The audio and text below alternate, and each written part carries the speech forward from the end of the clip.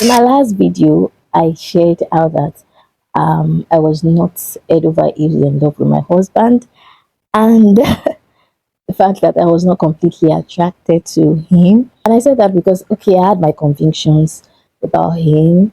I shared other things about him, but then, after sharing that video, I figured that somebody might be watching this video and gets the wrong message. Like, the person is thinking, does it mean physical attraction does not matter? Does it mean as long as God says is the one, I should just go ahead? And that's why I thought to bring a balance to that video, and that is what this video is about.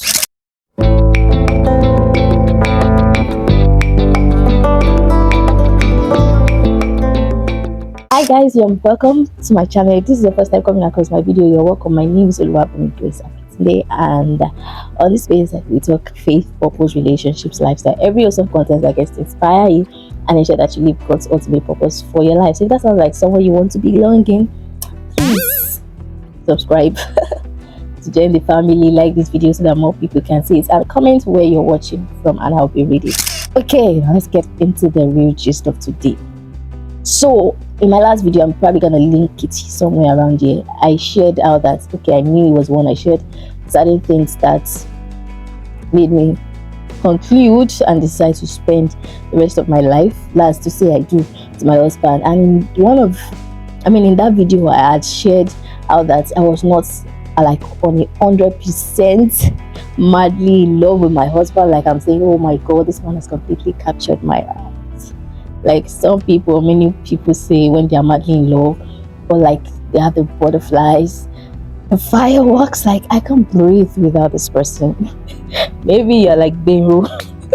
If you know, you know. So I wasn't in that state up until getting married, and obviously the feeling is not the same right now. Of course, the love has grown. So, and that is not to say that I wasn't attracted to my husband. Maybe not completely physically attracted, but not to say I wasn't attracted to him in a way before saying I do.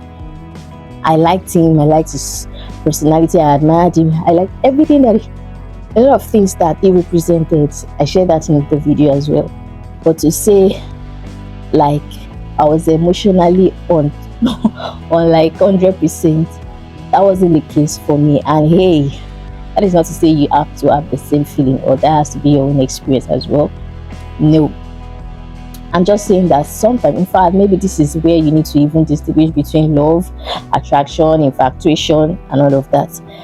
I'm just saying that maybe sometimes love is not always, when you meet someone, you may not necessarily be emotionally overwhelmed. Like, the intensity of the emotions may not be there, and that is not to say that you don't love the person. It might just mean that you need time to grow the love. You need time to get to that space. Maybe time when you start spending more time with the person, getting to know the person. Like the more time you spend with the person, obviously the affection will deepen, the friendship will deepen, the love would also grow, right? So love grows. It is not like meant to be static, and that was my own experience. I can say for sure now, looking back now, the same feeling I had when I was saying I do about my husband is not the same right now. Obviously the love has grown, the friendship has grown. There are things that I wasn't comfortable sharing or talking about with him then, like topics like sex, like romance and all of that. Not like we didn't discuss all of this, we did, but to say like comfortable fully comfortable talking about it, that was not the case. And even being vulnerable too, right? So it is to say that love grows.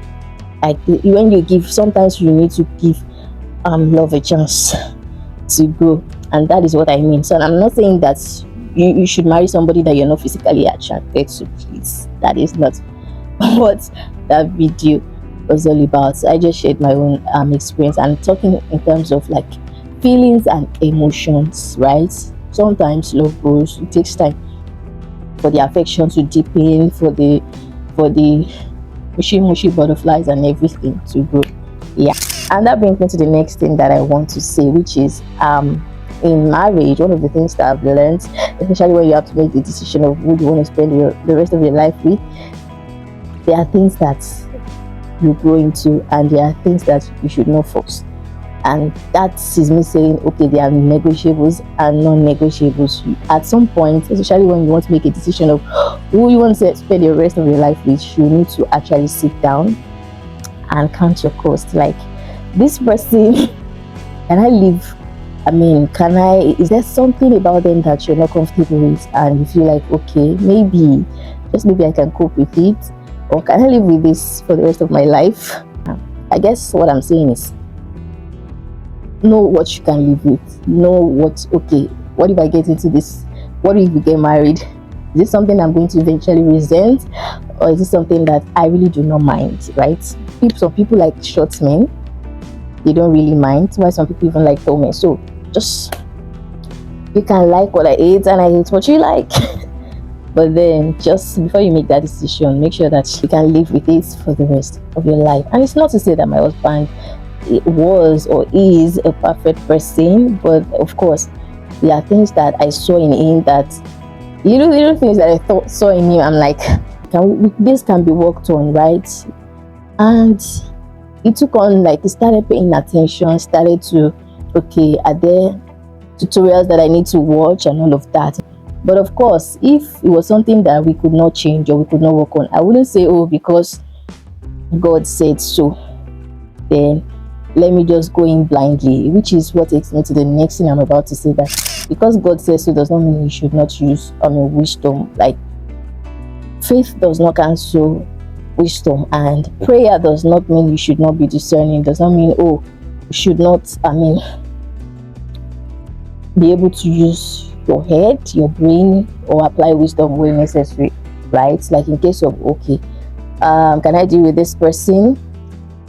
Can I cope with this, or do I want to let go? And while a lot of people have been sold this idea, even myself, long before now, I think I also believe that in God. That idea of, oh, there's only one person that God has chosen for you, and once you miss that person, you miss the person for life, so you don't have any chance at love again. But thankfully, I know better now. So God gives us the ability to make choices. There's nothing like, if you don't marry this person, you can never get anybody else or God's will for your life. I almost would have thought that that was the case, but thank God that I knew better, that no, this cannot be true. So God does not say, okay, it's one particular person you must marry, so if that person dies, well, then what happens? So God gives us the ability to make choices, while he has his will for us, which are also within the confines of the word of God. You also have that right to choose, right? Choosing with the wisdom of God. So please don't let the devil sell you lies, and don't let people in the name of doctrine or religion sell lies to you as well. The next thing I'm going to say is this: when I say marry someone who is corrigible, or someone who is capable of growing, I do not mean, or I'm not saying you should go and marry somebody and with the hope of, oh, I'm going to change the person when you get married. No, don't do that. Don't marry that person. If the person is not showing signs that they're going to be responsible now, don't think that they're going to get responsible when they enter the marriage. If the person does not take correction easily now, they're not going to. Most likely, they will not take the correction when you get married. The person is talking to you or disrespecting you now, there is every high chance that they will disrespect you when you get married. So I guess what I'm saying is, let people really show that they are truly evolving, or they are truly growing, or they want to be better. Don't just get married to the person, or to the person hoping that, oh, when you get into the marriage, they're going to change, or they're going to get better, or marriage will change them. Don't do that. So for me, my own husband was showing the signs, the potentials were there. Yes, in terms of the way he cared, the way he loved me, the way he was selfless and all of that. So that's literally was enough to say, okay, this person has the tendency to be, or to continue, except otherwise something else happens, but God forbid, right? And I've said a lot of things in this video, and I really hope that I brought balance to that. So in case you're watching this, I'm like, how do I even choose what are the questions I should be asking? So you might be asking, don't just ask questions like, oh, am I feeling the butterflies? Am I in love with this person? Then the emotions, are they high and all of that? Or is this person in God's will for me?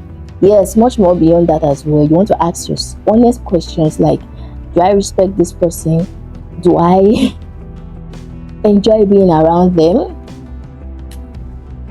Can I live with this person? Like the personality of this person, do they respect me? Can I accept them the way they are right now or today? Like if they do not have any tendency to change at all, can you accept them the way they are? Do your values align? Do you believe in same or similar things? Do your goals complement each other? Are they teachable? Do you feel safe being yourself around them? Like you don't have to shrink yourself around them because of anything. These are deeper questions you should be asking. It's not just about, oh, God said so, God said so. You need to ask these deeper questions as well. So in conclusion, did I marry a man I wasn't head over heels in love with? Yes, I did. Did I marry a man who I was completely unattracted to? Yes, I did. But did I marry somebody that I know that I cannot cope with, or I will not be able to live with, or I'm not comfortable around them, or I can't stand the sight of them? No.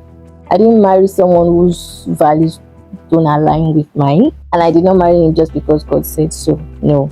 There was an attraction, maybe not complete 100% physical attraction, but of course I was attracted to him, his personality, and other things that I felt like, okay, there's some things that we can work on, there's some things that we can adjust here and there. So sometimes it's just for you to give it time for the true beauty. I mean, it takes time for you to see the beauty of growth, right? So I think that was it in my own case. So love grows with time, and I guess that's one of the beautiful things about marriage, the opportunity for you to grow and evolve with your partner. So if you're single and waiting and you're watching this, don't marry someone because you're scared or you're afraid that, oh, I might not get another perfect will for my life or God's perfect will for my life. Don't marry someone you're completely unattracted to just because God said so. Don't marry somebody hoping that you will change them, because people never really change because you want them to change. They change because they actually see the need to change. And lastly, at the same time, don't reject a good person because you did not feel that movie style butterflies that they paint for us in Hollywood. You might just be missing out on a good person. If you love this video, you stayed till the end, you are the real MVP.